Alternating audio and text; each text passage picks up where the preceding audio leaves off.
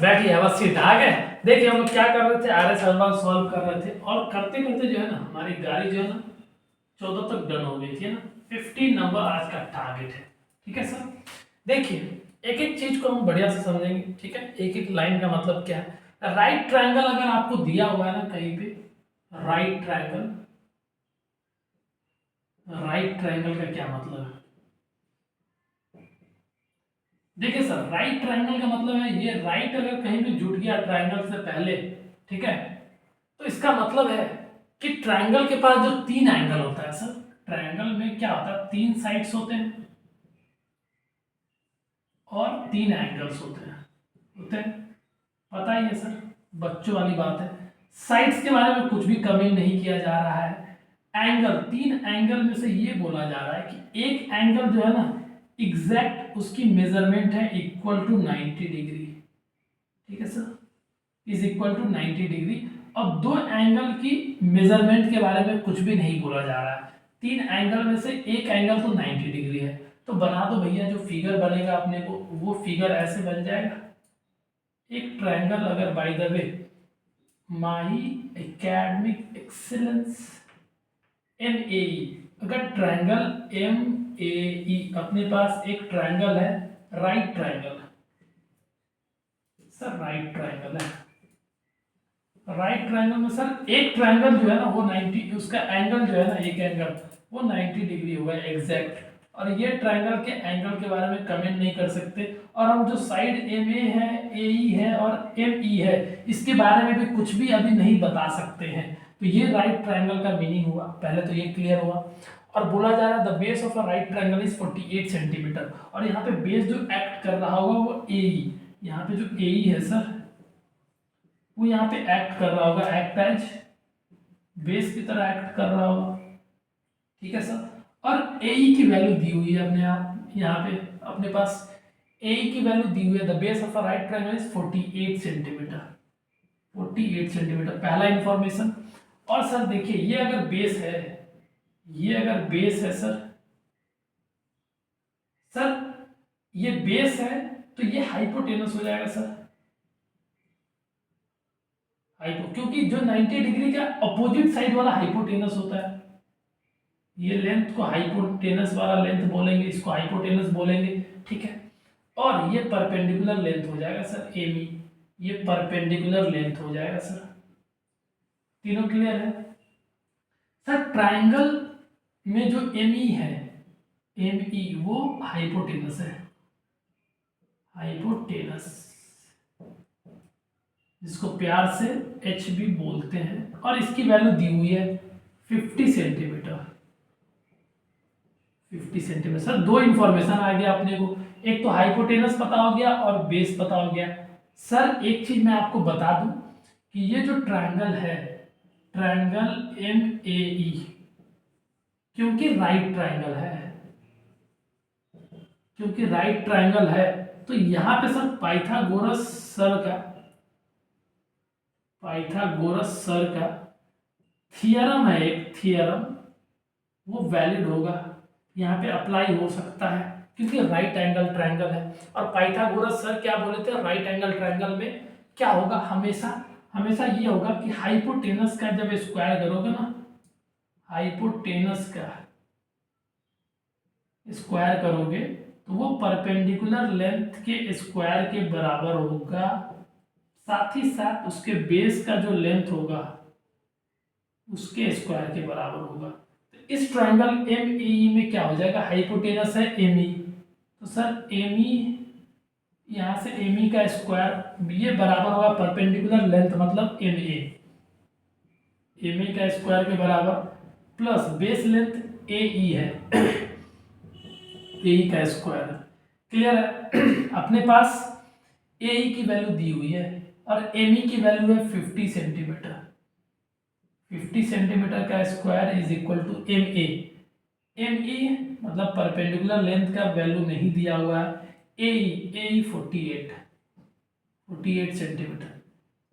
पहले समझिए Pythagoras theorem हम लोग कब अप्लाई करते हैं, जब तीन साइड में से दो साइड दिया रहता है, तीसरा साइड को फाइंड आउट करना है। तो ये भी बहुत इंपॉर्टेंट थ्योरम है, आपको पता ही है, पता है। तो इस थ्योरम की हेल्प से हम एम ई की वैल्यू निकाल सकते हैं। एम ई नहीं M A sorry M A मतलब परपेंडिकुलर लेंथ पता कर सकते हैं। और जब अपने पास तीनों साइड का लेंथ पता होगा तो हम ये भी डिसाइड कर सकते हैं कि ये ट्रायंगल है क्या। ठीक है, देखिए एक झटके में निकाल के बता दे रहा हूँ। 50 का जब स्क्वायर करोगे आप ना तो 2500 सेंटीमीटर आएगा, करके देख लेना आप। ठीक है, और एम ए का स्क्वायर प्लस जब 48 का स्क्वायर करोगे सर तो हम यहाँ पे करके दिखा देते हैं। 48 को 48 से इंटू करें 64 6 32 38 32 3 16 17 4 10 1 21 4 2104 सेंटीमीटर का स्क्वायर। सर ये इधर आया तो माइनस हो जाएगा। अपने पास एम ए स्क्वायर की वैल्यू जो आ रही होगी वो 2500 C M square minus 2104 C M square आया ना। अब एम ए स्क्वायर की वैल्यू आ रही होगी सर, माइनस कर दीजिए 6 9 3 यस 400 500 396 सी एम स्क्वायर। अब एम ई की वैल्यू जो आएगी ना वो रूट ले लो इधर 396 सी एम स्क्वायर। अब ये करके आओगे ना आप तो एम ई की वैल्यू आपको मिल रहा होगा, वो किसके बराबर होगा यहाँ पे निकाल लीजिए 396।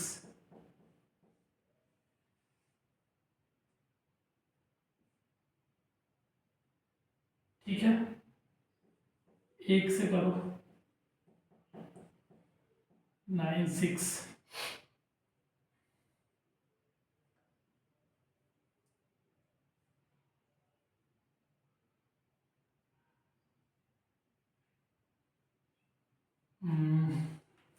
कितना आ रहा होगा 15 है ना, एक मिनट 396 है ना, 396 है ना, ऐसे निकालते हैं इसको। 396 को पहले 2 से करते हैं 12 18 डायरेक्ट पहले 3 से करते हैं 1 3 2 4 2 6 फिर 3 से करते हैं 4 3 12 1 4 3 12 फिर करते हैं 2 से 22 फिर 2 से करते हैं 11। ठीक है,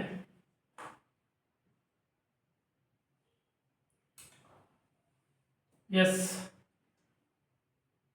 तो 3 3 है ना, 3 का स्क्वायर 2 का स्क्वायर गुने 11।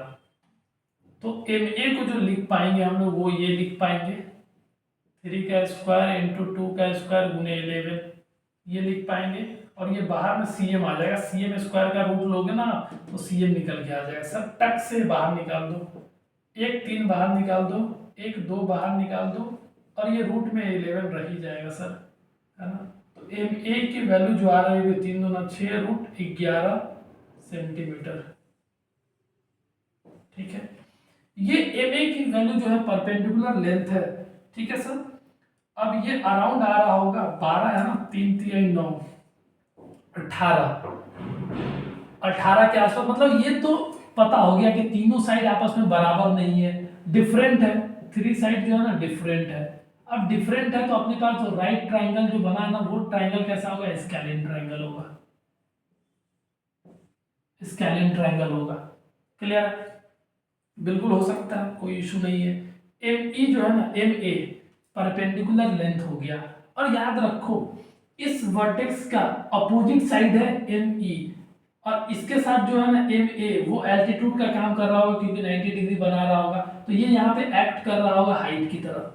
बोलो, जब हाइट की तरह काम कर रहा होगा तो लगा दो, एरिया ही तो निकालना है आपको, जादू कर दो half into base into height से। इस बार हेरोन साहब को बुलाने की जरूरत भी नहीं है आपको। तो एरिया जो आ रहा होगा किसका, ट्राइंगल एम ए ई का, वो निकलेगा half into base into height और हाफ इंटू बेस का लेंथ क्या है सर, बेस का लेंथ है, बेस मतलब ए मतलब 48 centimetre, 48 centimetre into height, height जो अपने को आया वो आया एम ए मतलब 6 रूट 11 सेंटीमीटर, यही है। अब ये करिए आप, कट करिए 24 से कटा 2 4 24 centimetre into 6√11 centimetre. Sir centimetre centimetre into में है तो 24 इंटू 6√11 ये सेंटीमीटर का स्क्वायर आ जाएगा क्योंकि एरिया है। 6 चौका 24, 2 14 12 14 144√11 सेंटीमीटर हो जाएगा। ठीक है सर, ये आ जाएगा।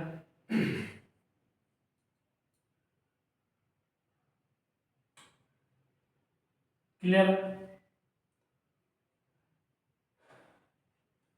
आंसर अपना आ नहीं रहा है क्या? 144 है ना,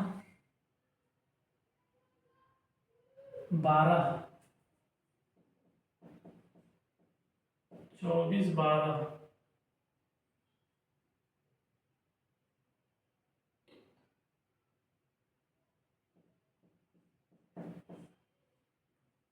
144 इंटू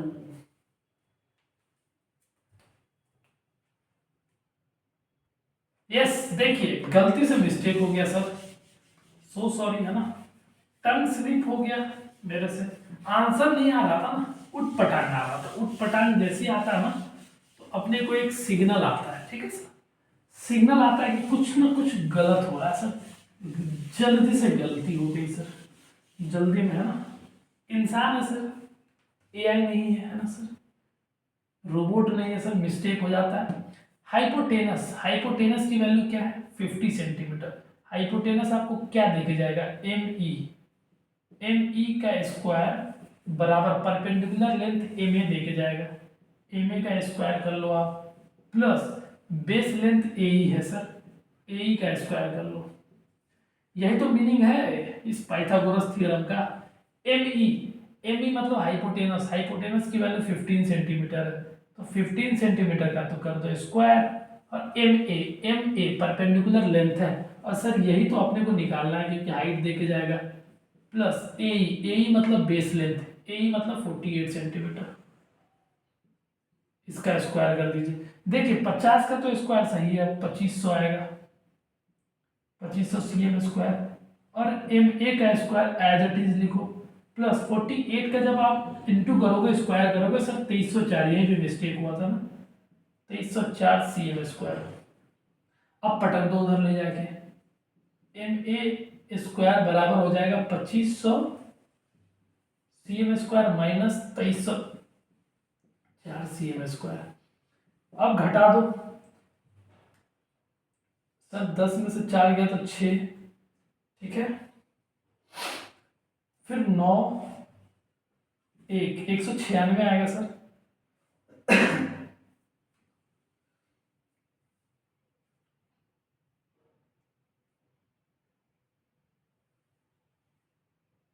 ठीक है ना?